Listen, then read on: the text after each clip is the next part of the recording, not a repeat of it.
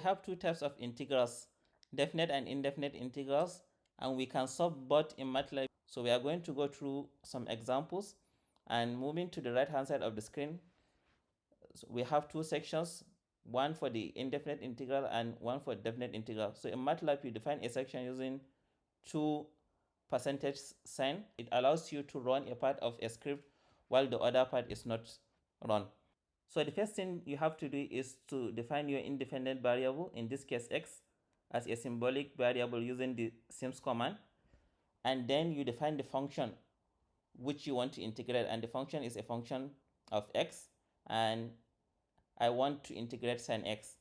So you do integration using the inbuilt function int, and for indefinite integral it requires only two arguments. The first argument is the function you want to integrate, and the second argument is the independent variable, and in this case is x. So if we run this section,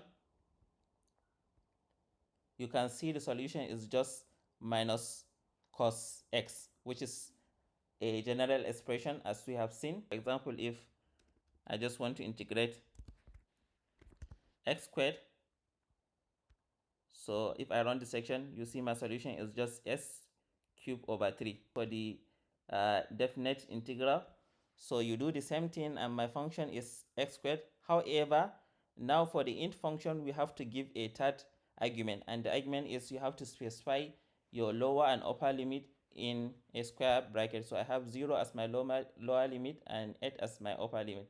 So if I run this, I will expect a numerical value, and the solution is 512 over 3. If you want the specific value, I can have maybe sol n2 is equal to, so I have to use the variable precision arithmetic function, which gives you a more precise value. So if I do that, I will have my solution 170.6667. So this one is just a more precise value of 512 over 3.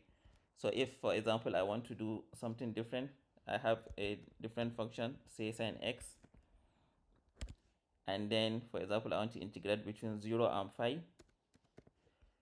So if I run the section, so you can see I have 2.0. If you want to learn how to solve other equations in Matlab, watch the playlist on the screen. Thank you for watching.